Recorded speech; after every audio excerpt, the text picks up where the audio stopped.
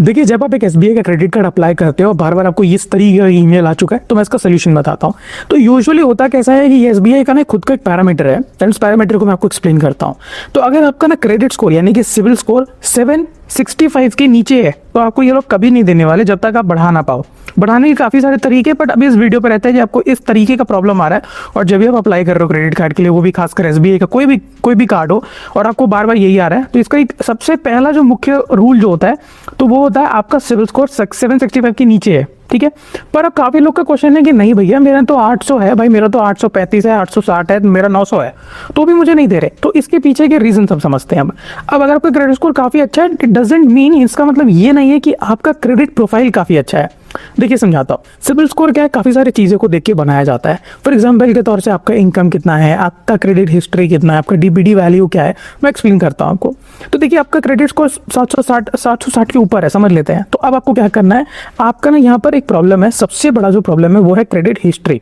अब credit history का मतलब क्या, आपके नाम पे कितने एक्टिव लोन है, अब उस एक्टिव लोन में आपने कितनी बार जो है पेमेंट को मिस आउट किया है। और यूजुअली एसबीआई करता है 8 महीने का बैक में, जैसे समझ लेते हैं अगर हमने कोई भी डेट से अप्लाई किया है, उस डेट से 8 महीने पीछे जाके वो चेक करता है कि कौन कौन से डेट पे आपने कोई अमाउंट ड्यू किया है, ठीक है, आपने कोई एक्टिव लोन किया है कि नहीं। उस 8 महीने तक वो पूरा चेक किया जाता है, 8 महीना लिटरली 8 मंथ, ठीक है। 6 महीना नहीं होता, 6 महीने ओनली प्राइवेट सेक्टर के कुछ बैंक्स देखते हैं, बट एसबीआई लिटरली 8 महीने। और अगर आपका इनकम और सिविल आपका बहुत ज़्यादा बॉर्डर पे है, तो ये कभी कभी 1 साल तक का भी चेक कर लेते हैं लोग। अब चेक क्या करते हैं, सबसे पहला चीज़ है चेक करते हैं क्रेडिट यूटिलाइजेशन, यानी आपके पास कितने क्रेडिट कार्ड हैं या जिससे भी आपने लोन लिया उसका आपने पेमेंट कर रहे हैं कि नहीं कर रहे, पहला चीज़।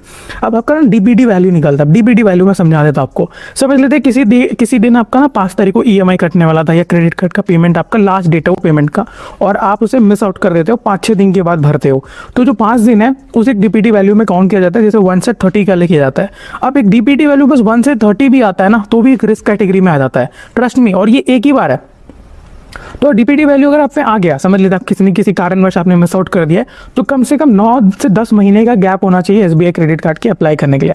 क्योंकि यहाँ पर केस क्या है कि 30 to 60 के बीच में भी ये लोग डाल देते हैं ना। 30 से 60 का मतलब क्या हो गया, समझ लेते हैं आपने 35 डेज तक किसी क्रेडिट कार्ड का या किसी लोन का पेमेंट नहीं किया है, तो 30 to 60 में डीपीडी वैल्यू आपका आ जाएगा। और इस केस में अगर 8 से 9 महीने की हिस्ट्री है वो लोग चेक करते हैं, और इसमें डीपीडी वैल्यू आपका दिखा रहा है 30 to 60, ऑन द स्पॉट आपका क्रेडिट कार्ड जो है रिजेक्ट कर देता है। आप उनका बैंक अकाउंट ओपन कीजिएगा। सबसे पहले चीज़, बैंक अकाउंट जब आपके पास पहले से ये, तो पैन कार्ड अपडेट कर लीजिए, आधार कार्ड अपडेट कर लीजिएगा, ठीक है।